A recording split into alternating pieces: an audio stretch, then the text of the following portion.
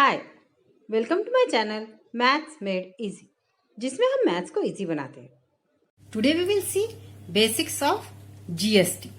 GST stands for Goods and Service Tax. Before GST, every state had variety of taxes levied at different stages of trading. Taxes existed before GST are shown in this picture.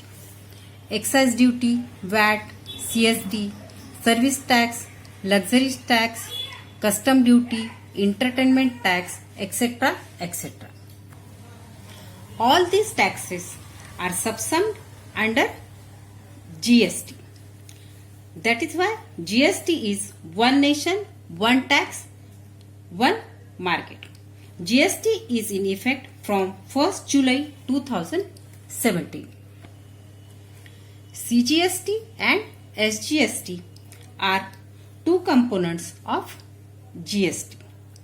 CGST is Central Goods and Service Tax paid to the central government, and SGST is State Goods and Service Tax paid to the state government. Now look at tax invoice. In any tax invoice, as usual, there is name of shop, address, state, mobile number, email ID, invoice number and invoice date. GSTIN. GSTIN is Dealer's Identification Number. Full form of GSTIN is Goods and Service Tax Identification Number. GSTIN is mandatory for the dealer whose annual turnover in previous financial year exceeds rupees 20 lakhs.